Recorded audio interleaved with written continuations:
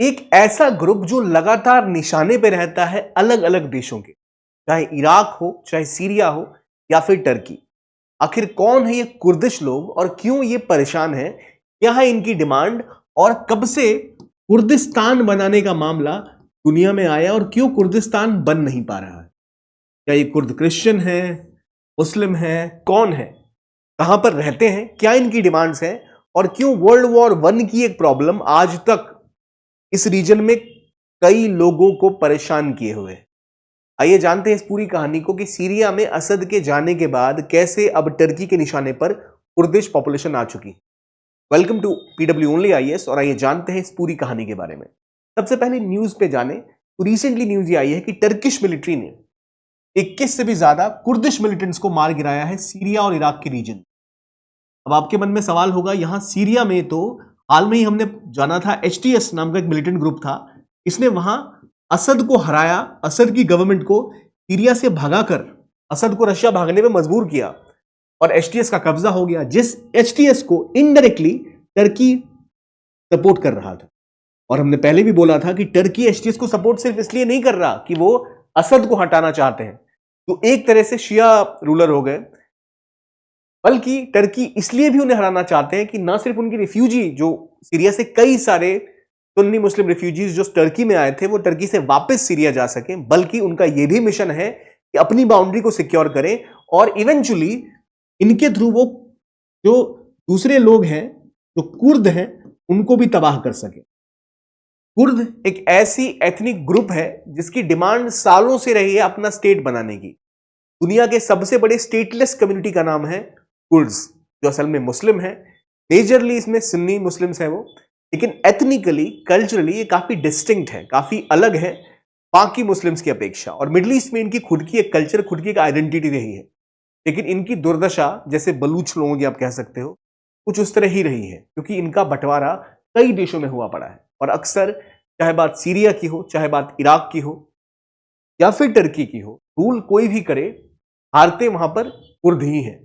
और कुर्द सदियों से इस लड़ाई का हिस्सा रहे हैं और इसलिए आज वो बैटल हार्डन कहलाते हैं। उनके पास इतनी क्षमता है कि वो लड़ सकते हैं और इसी का फायदा अमेरिका ने उठाया था जब उनको हथियार प्रोवाइड किए गए थे आईसिस से लड़ने के लिए।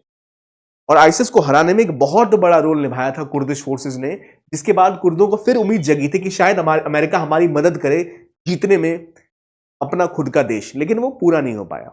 ये कहानी असल में आज की नहीं है, कहानी बरसों पहले की है, जब ये पूरा इलाका ओटोमन अंपायर का पार्ट हुआ करता था। ओटोमन अंपायर इस पूरे इलाके पे रूल किया करती थी और यहां जो आज देश आप देख रहे हैं, जो बाउंड्रीज आप देख रहे हैं, वैसी थी नहीं।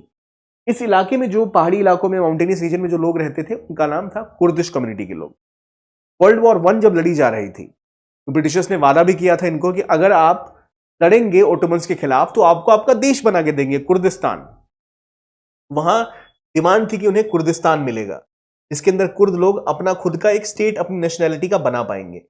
लेकिन वर्ल्ड वॉर 1 खत्म हुई, जो उनको वादा किया गया था वो पूरा नहीं हो सका और वो कोई देश नहीं बना। और आज भी जो कुर्दिश पॉपुलेशन है वो टर्की, सीरिया, इराक में फैली हुई है और कुछ हिस्सा ईरान का भी है जो ये डिस्ट्रीब्यूटेड है, जहां पर मेजरली कुर्दिश लोग रहते हैं। और इतने देशों में बटे होने की वजह से इनकी खुद की एक कोई नेशनल आइडेंटिटी नहीं बनी, कोई इनका खुद का नेशन नहीं बना, नेशन स्टेट नहीं बना। ये अपनी कल्चरल आइडेंटिटी को एक साथ लाकर एक देश बनाना चाहते हैं, सदियों से कोशिश कर रहे हैं पर पूरा नहीं हो पा। तो दिक्कत ये है कि जहां भी है ये, तो इनका बाकी इलाकों में एक तरह से कॉन्फ्लिक्ट शुरू हो जाता है। जैसे सबसे पहली बात आती है टर्की की। टर्की ने बार बार चाहा है कि वो बिल्कुल भी किसी भी तरह से जो कुर्द हैं उनकी डिमांड्स को ना माने। कुर्द पहले भी ओटोमन अंपायर का पार्ट रहे थे, उनके अंदर ही थे। टर्की कहते हैं सक्सेसर है ओटोमन अंपायर की। तो जब टर्की के स्टेट में भी अराउंड 15 से 20% टर्की की पॉपुलेशन का कुर्दिश पॉपुलेशन का शेयर है, यानी लगभग जितनी जनसंख्या है उसका 15% हिस्सा तुर्किश लोगों का कुर्द है। तो उनकी डिमांड रहती है, पहले उन्होंने कोशिश करी कि उनको अपना आजाद देश बनाना है, वो टर्की से अपने हिस्से को अलग लेकर बाकी हिस्सों को मिलाकर एक देश बनाएंगे। तो उन्हें पहले टर्की से आजादी की डिमांड वो कर रहे थे, लेकिन फिर उन्हें पता लगा कि ये चलने वाला है नहीं, तो उन्होंने बाद में ऑटोनॉमी मांगनी स्टार्ट कर दी। और इसके बावजूद जो यहां चीजें हो रही हैं वो टर्की को मंजूर नहीं थी। उन्होंने कहा नहीं भाई ऐसा कुछ नहीं होने वाला। इन्होंने लगातार कोशिश की है कि कुर्दिश आइडेंटिटी को ही खत्म कर दिया जाए। कुर्दिश आइडेंटिटी खत्म कैसे की जा रही है? वो उन लोगों को कुर्द मानते ही नहीं, कुर्द शब्द का ही इस्तेमाल नहीं करते। और एर्दोगन ने तो लगातार कोशिश की कि जहां भी कुर्दों की फौज है, कुर्दों की मिलिट्री है जो थोड़ी सी स्ट्रांग है, जैसे इनकी जो सीरियन डेमोक्रेटिक फोर्सेस है एसडीएफ, जो अभी सीरिया के एक बड़े हिस्से पे कब्जा करके बैठी हुई है। मैं आपको बताता हूं, अगर हम सीरिया के मैप पे जाएं तो ये सीरिया है। सीरिया का ये हिस्सा जो पूरा का पूरा है, इसके ऊपर कुर्दिश सीरियन डेमोक्रेटिक फोर्सेस का ही कब्जा है इस रीजन। तो यहां इनकी मिलिट्री काफी स्ट्रांग है, इसका अपना एक तरह से राज है इस रीजन के ऊपर। जब एचटीएस ने हमला किया तो यहां से उन्होंने सीरिया की गवर्नमेंट जो असद के अंदर थी उसको हटाया, लेकिन असद का कंट्रोल इन्हीं रीजन्स के ऊपर था। ये वाला इलाका तब भी सीरियन डेमोक्रेटिक फोर्सेस के ही कंट्रोल में था, क्योंकि अमेरिका की मदद से इन्होंने पहले जब आईसिस को हराया था उसके बाद इन्होंने अपना कंट्रोल इस रीजन में काफी स्ट्रांग कर लिया था। और अगर आप गौर से देखें तो यहां आपको दिख रहा होगा टर्की का बाउंड्री, यहां है इराक। तो इस इलाके में इनका सपना है कि भाई हम अपना देश बनाएंगे कुर्दिस्तान का, और टर्की कभी नहीं चाहता कि ऐसा कुछ हो। और इसीलिए पहले वो चाहता था कि यहां से, इस रीजन से असद की छुट्टी हो। असद की छुट्टी होने के बाद बड़े प्यार से वो आराम से तीन तरफ से घेर लेंगे सीरियन डेमोक्रेटिक फोर्सेस यानी कुर्दिश फोर्सेस को, और उन्हें हरा देंगे। तो पहले एचटीएस ने इनडायरेक्टली यहां पे कब्जा किया, अब एचटीएस यहां से इनके ऊपर भी हमले कर रहा है, और जो टर्की की मिलिट्री है वो खुले तौर पर कुर्द के खिलाफ हमले करने स्टार्ट कर चुकी। ये हमले लगातार बढ़ते ही जा रहे हैं, और इसके पीछे जो मेन सूत्रधार है वो कोई है तो वो है एर्दोगन, जो टर्की के लीडर हैं। तो इनका उद्देश्य हमेशा से रहा है कि कुर्दिश लोगों को जितना मार्जिनलाइज किया जा सके उतना कर दिया जाए। असल में यहां एक ग्रुप है जो बहुत ज्यादा इंपॉर्टेंट है, जिसका नाम है पीकेके यानी कुर्दिस्तान वर्कर्स पार्टी। ये वर्कर्स पार्टी तुर्की के साथ 1984 से जंग में रही है कि भाई हम एक आजाद देश बना देंगे, हम कुर्दों के लिए एक आजाद देश की डिमांड करते हैं विद इन तुर्की, पर ऐसा हुआ नहीं। बाद में उन्होंने लड़ना छोड़ दिया और कहा कि हमें ऑटोनॉमी दे दो, उसको भी लेकर ये तैयार नहीं है। लगातार कॉन्फ्लिक्ट हुए, और जो ये पार्टी है पीकेके, ठीक है, आप कहोगे पीकेके में कुर्दिश वर्कर्स पार्टी कैसे हो गई, तो वो शब्दों का हेरफेर भाषा के हिसाब से है। तो पीकेके ऑलमोस्ट इसको बैंड टेररिस्ट ऑर्गेनाइजेशन मानते हैं, और क्योंकि अब सोचिए इस देश की लगभग 15 से 20% आबादी कुर्दों की है। ये बार बार डिमांड करते हैं कि हमें और ऑटोनॉमी चाहिए, हमको और राइट्स चाहिए, जो देने से मना करते हैं, बार बार इनके खिलाफ हिंसा करते हैं। तो इस रीजन में यहां पर है, और यहां पर एक स्ट्रांग मिलिट्री है जो कुर्द लोगों की है। तो इजीली यहां से सपोर्ट मिल सकता है यहां कुर्दिश लोगों को, और जो मिलता भी है। और पीकेके ने कई बार मिलिटेंट अटैक भी किए, टेररिस्ट अटैक भी किए हैं टर्की के। तो टर्की किसी भी तरीके से नहीं चाहता कि कुर्दों की कोई भी स्ट्रांग मिलिट्री आसपास कहीं पे भी हो। लेकिन दुनिया का सच ये है कि अभी कुर्दों की फोर्सेस ना सिर्फ सीरिया में, इधर तो है ही है, बल्कि इराक के भी एक हिस्से में और ईरान के भी एक हिस्से में अपनी मिलिट्रीज को स्ट्रांग करती जा रही है। तो कुर्द लोगों की आज मिलिट्री और उनकी जो कमांड है थोड़ी बेहतर है। उसमें सबसे इंपॉर्टेंट कंपोनेंट है सीरिया में, जिसका नाम है एसडीएफ, सीरियन डेमोक्रेटिक फोर्सेस, जो अलाइड थी विद यूएसए। तो इनका सपना यह था कि भाई हम यहां तो कंट्रोल करते ही हैं, थोड़े समय बाद हो सका भविष्य में तो इराक के हिस्से को भी कब्जा में लेंगे, और बाद में हो सका भविष्य में अमेरिका हमारी मदद अगर करे तो हम टर्की से भी एक बड़े हिस्से में या छोटे से हिस्से को अपना हिस्सा वापस लेके या अपनी जनसंख्या के साथ अपना खुद का देश बनाएंगे। अमेरिका का विजन ये था कि अगर कुर्दिस्तान बनता है तो उनको मिडिल ईस्ट में एक और बहुत बड़ा सपोर्टर मिल जाएगा, जो आईसिस से लड़ने में उनका सपोर्ट कर चुका है, जिसका वो इस्तेमाल कर सकेंगे ईरान के खिलाफ। या यहां ईरान से जो एक्सिस ऑफ रेजिस्टेंस जाता है, शिया एक्सिस ऑफ रेजिस्टेंस जो यहां से यहां तक फैला हुआ था, उसमें अमेरिका की मदद वाला एक देश यहां पर हो जाएगा। आपके मन में एक सवाल जरूर आएगा कि टर्की तो खुद नेटो का मेंबर है, Turkey is a NATO member, यानी एक तरह से अमेरिका का एलाई है ये, तो भाई ये तो है ही यहां पर। लेकिन एर्दोगन और टर्की कभी किसी एक के नहीं होते।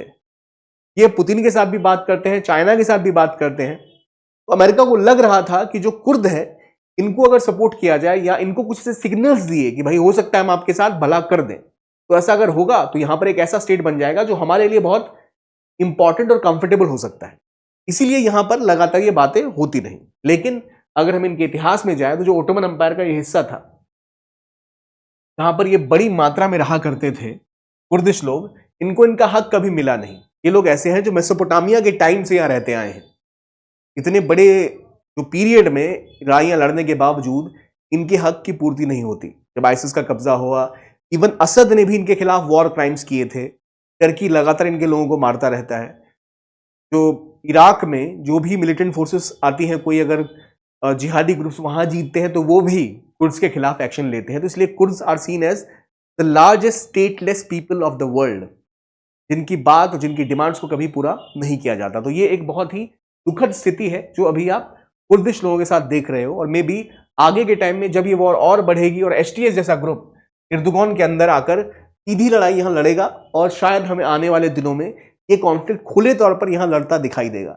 अभी तक यहां पर इन्होंने अटैक नहीं किया है, इसकी वजह है कहीं ना कहीं यूएसए का कुछ ना कुछ बहाव है।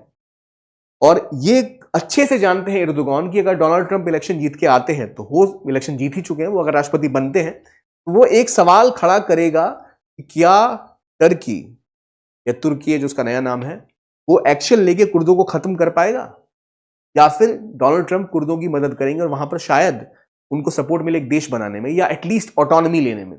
उनके राष्ट्रपति पद पे आने से पहले जो उम्मीद लगाई जा रही है कि बहुत ही अनस्टेबल व्यक्ति है, पता नहीं क्या करें क्या ना करें, इसी चक्कर में वो स्टेप के उठने से पहले इंश्योर करना चाहते हैं यहां से जितना हो सके उतनी एरिया को कैप्चर करें और जितना हो सके वो यहां एंटर कर पाए। ये पूरी कहानी टर्की को अपने एरिया के जो जिन्हें वो टेररिस्ट मानता है, जिन्हें वो मिलिटेंट मानता है, उन्हें खत्म करना प्लस अपना वर्चस्व बढ़ाने की लड़ाई है। बल्कि दूसरी तरफ है कुर्दिश लोग, उनकी वर्कर्स पार्टी और जो उनके ग्रुप्स हैं सीरियन डेमोक्रेटिक फोर्सेस, जो अपना एक देश, अपनी आइडेंटिटी बनाना चाहते हैं with the reasons in Iraq, Iran, Syria and Turkey. ये सीरिया में लगभग 10-15% का शेयर कहते हैं मैक्सिमम इनका था। 15 से 20% टर्किश पॉपुलेशन का शेयर भी इनके पास है। इवन इराक का भी एस्टिमेट है 5 से 10, कहीं कहीं 15 भी बोला जाता है। इतना परसेंट पॉपुलेशन का हिस्सा कुर्दिश लोगों का है। इतने देशों में बटे हुए हैं, इनके पास राइट्स नहीं है, इनके पास अधिकार नहीं, इनका अपना देश नहीं है। स्थिति बहुत खराब है और ये इसलिए हो रहा है कि इनके साथ धोखाधड़ी ब्रिटिशर्स से लेकर आज तक होती आई है। हर सुपर पावर ने इनको सिर्फ यूज किया है और इनकी जो राइट्स थी, जो इनकी डिमांड्स थी, इनको कभी मिली। ये है कुर्दों की कहानी। बाकी अगर आप यूपीएससी की तैयारी कर रहे हैं तो बहुत इंपॉर्टेंट है कि आप को अच्छी गाइडेंस और सपोर्ट के लिए हमारा जो फाउंडेशन कोर्स है बैचेस 2025-26 के एस्पिरेंट्स के लिए वो लॉन्च हो चुका है। अगर आप 2025 की तैयारी कर रहे हैं तो आप इंग्लिश माध्यम में अगर तैयारी करते हैं आप टाइटन ज्वाइन कर सकते हैं, हिंदी में आप प्रहार ज्वाइन कर सकते हैं या इंग्लिश में आप प्रहार ज्वाइन कर सकते हैं। 2026 के एस्पिरेंट है तो आप संकल्प ज्वाइन कर सकते हैं या टाइटन ज्वाइन कर सकते हैं इंग्लिश में। इनमें आपको मिलता क्या है? इनमें आपको मिलती है लाइव जीएस की क्लासेस, आप डाउट्स पूछ सकते हैं, इंटरेक्ट कर सकते हैं टीचर के साथ, और बाद में उनका रिकॉर्डेड वर्जन भी आपको प्रोवाइड किया जाएगा पोर्टल पे। डेली आपको मेंस और प्रीलिम्स के क्वेश्चंस मिलते हैं। इसके अलावा आपको ई बुक्स प्रोवाइड की जाती हैं जो बहुत ही कॉम्प्रिहेंसिव है। आपको बार बार कहीं कहीं जगह से नोट्स इकट्ठा करने की कोई जरूरत नहीं है, वो सब एक जगह सॉर्टेड है। और मोस्ट इंपॉर्टेंटली आपको यहाँ पे सीसेट की क्लासेस भी प्रोवाइड की जाएंगी। तो आपकी प्रैक्टिस, आपकी क्लासेस और आपका कन्वीनियंस सब आपको इसके अंदर मिलेगा। और इस कोर्स की कीमत कोई लाखों में नहीं है। इट स्टार्ट एट जस्ट 7,999 से ये शुरू है। एडमिशंस ओपन है। इस वीडियो के डिस्क्रिप्शन बॉक्स में आपको लिंक मिल जाएगा जहां से जाकर आप इसको ज्वाइन कर सकते हैं। ये थी कहानी कुर्द्स की। आई होप आपको सेशन अच्छा लगा हो। तो आपके व्यूज हैं कमेंट सेक्शन में जरूर बताइए कि क्या कुर्दों का जो सपना है वो कभी पूरा हो पाएगा या नहीं हो पाएगा। Thanks for watching.